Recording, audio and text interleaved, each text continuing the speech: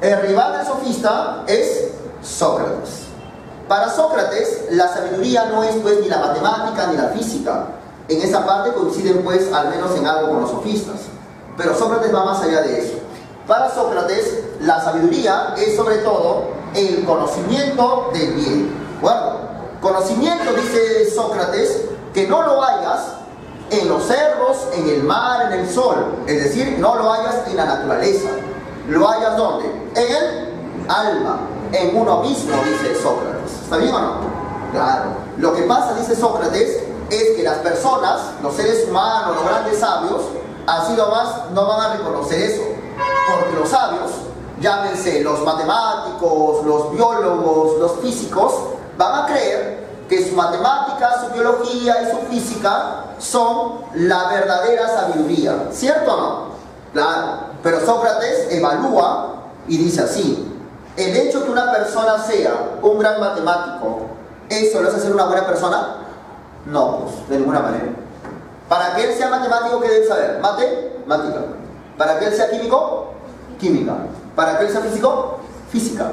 Y para que él sea bueno, ¿qué debe saber? Lo que es el bien. De ahí que el bien es un conocimiento. Bueno, ese es el asunto. Ahora, pero para que las personas reconozcan que el bien es un conocimiento, debe aplicarse, dice Sócrates, la ironía. Con la ironía, con el sarcasmo filosófico, digamos, el sabio, el aparente sabio, el matemático, el físico, reconocerá que en el fondo es un ignorante. Va a decir algo como, bueno, tiene razón Sócrates, ¿no? Por más matemático que yo fuese, eso no me hace una buena persona. ¿Estamos de acuerdo? Una vez que el matemático, el físico, reconozca que son en el fondo ignorantes, recién estarán preparados para cuidar su alma, para reconocerse como seres espirituales. Ese segundo momento es la famosa mayéutica. ¿Está bien o no? Entonces, con Sócrates ya aparece una actitud de rechazo al pensamiento naturalista con bastante claridad. Si bien es cierto, los sofistas eran unas personas, digamos, desinteresadas de esos temas por una cuestión política, Sócrates ya es un filósofo que se enfrenta a los naturalistas y dice: por más físico, eso no te hace buena persona, señor naturalista. Entonces con Sócrates ya empieza un quiebre, orientándose la investigación filosófica ya no tanto a la naturaleza, sino a cuestiones de índole metafísicas. ¿Está bien o no? Como el alma, las esencias, ¿está bien o no? Más o menos. El estudio del más allá, hablar de potencias y actos en el caso de Aristóteles, por ejemplo. Ahora, es así que aparece el siguiente periodo de la filosofía antigua, que es el llamado periodo ontológico. ¿Cuál? El periodo ontológico es aquel donde se estudia acerca del ser, o al menos donde se problematiza.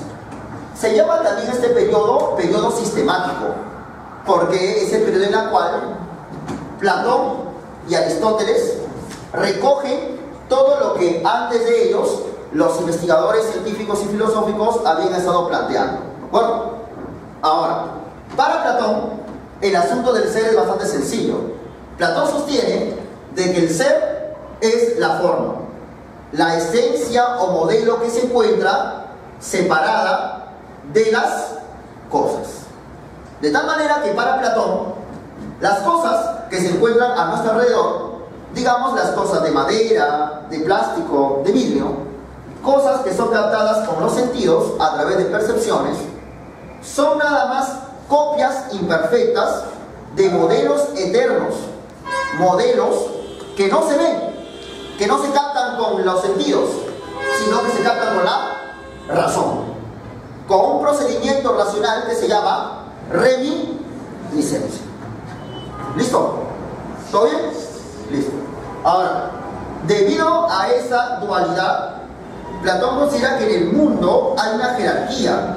Hay entidades inferiores en el caso de las cosas y entidades superiores en el caso de las formas. Entonces Platón hablaba acerca de licencia de, así como hay carpetas de madera, así como hay una pared de cemento, existirían los modelos, ¿sí o no? Las figuras geométricas, los valores, el bien, la justicia, la belleza. ¿Estamos de acuerdo, sí? Ese es el asunto. Y si así ocurre en el ámbito de la realidad, entonces resulta, dice Platón, que el ser humano es cuerpo y alma, al menos es lo que comúnmente decimos, ¿cierto o no? Sin embargo, dice Platón, el alma es la más parecida a las formas. Por lo tanto, el alma tiene las características que tienen las formas. El alma se tornaría entonces en algo que es perfecto y por tanto inmortal. En cambio, el cuerpo es lo más parecido a las cosas, porque es bien sabido que el cuerpo, claro está, se capta con los sentidos, ¿no es cierto? Y si el cuerpo se capta con los sentidos, entonces son como las cosas, corruptibles, destructibles, mortales. De ahí que Platón comienza a sostener que el alma es inmortal y el cuerpo corruptible es su cárcel.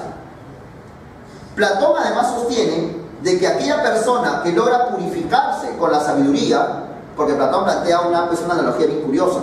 Platón sostiene, claro, si el alma es perfecta y si está dentro de un cuerpo imperfecto, entonces el alma dentro del cuerpo pues se va a ensuciar, se va a contaminar. ¿Cómo hacemos para que el alma se limpie de esa imperfección que podría hallar estando dentro del cuerpo y se prepare para ir al más allá? Y Platón dice, no hay otra.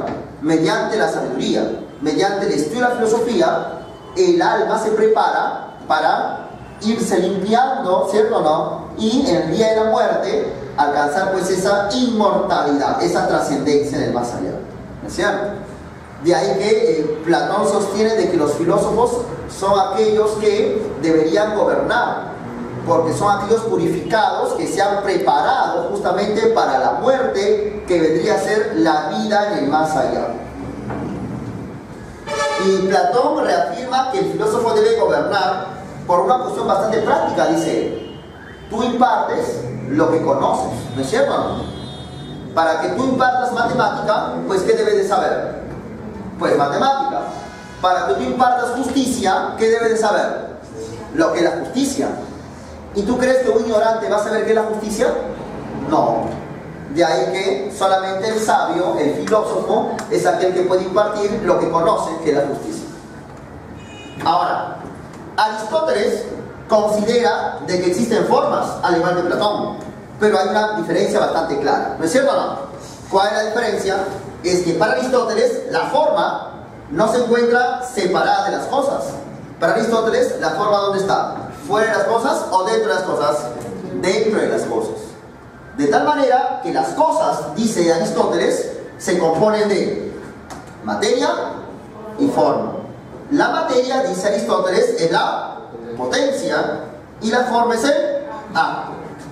Y el paso de la potencia al acto se denomina el movimiento. ¿Está bien? Ahora, pero además, Aristóteles afirma que las cosas no solamente tienen pues dos elementos, en realidad tienen cuatro causas. Está la causa eficiente y también la causa final. Por una sencilla razón, ¿cierto? Porque, por ejemplo, digamos que esta pizarra se compone de materia y forma, ¿cierto o no?